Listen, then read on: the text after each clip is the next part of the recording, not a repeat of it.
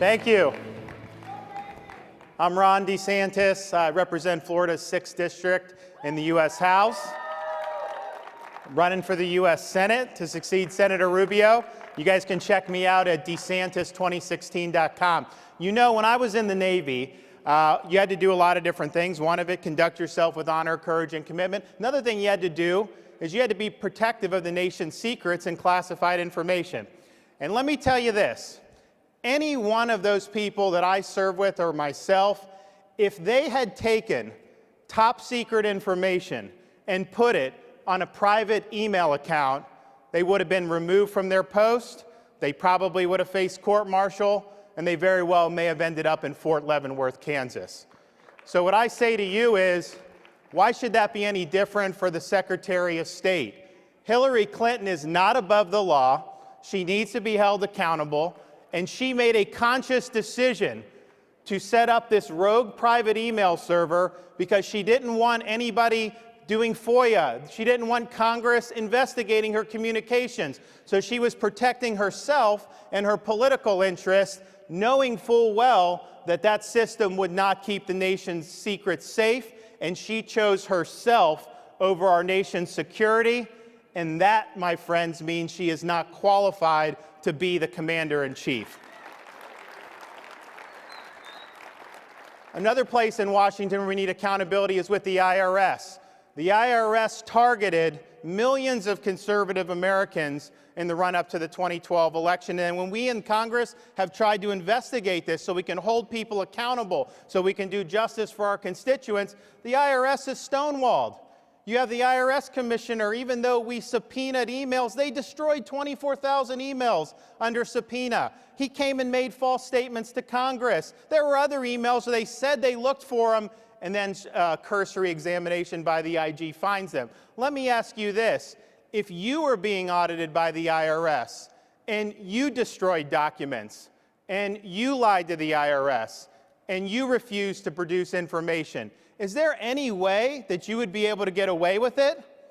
So why should the IRS be able to get away with it? And I think we need to use the power in the Constitution to impeach and remove the commissioner of the IRS. He should not be there. I think of all the damage that's been done under this administration, probably the most lasting has been the damage done to our Constitution.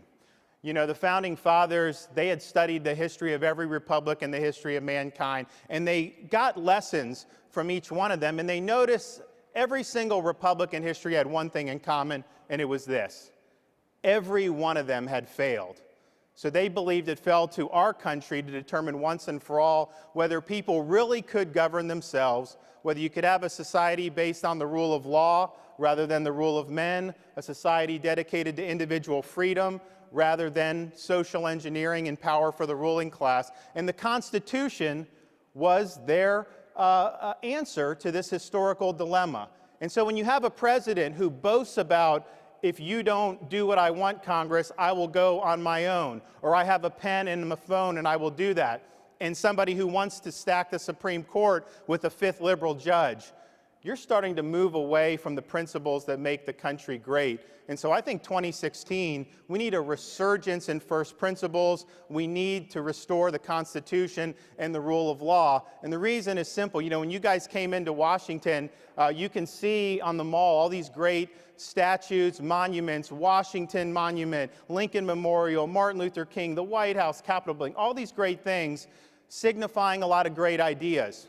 If you go across the river, though, and you look, you won't see any big monuments. You'll see a lot of small headstones because it's Arlington National Cemetery. But those folks, as great as the ideas that we have that mark our country, if you don't have people who are willing to stand up, risk everything, and give the last full measure of devotion, the principles aren't going to matter very much. So part of the reason I think we have to make sure we restore American greatness and these principles is, yes, for us, for our kids, for our grandkids, but we also got to do justice to those folks who fought so hard to give us the freedom that we have today. And so my commitment is to run hard, is to make sure that we are restoring the country's best traditions.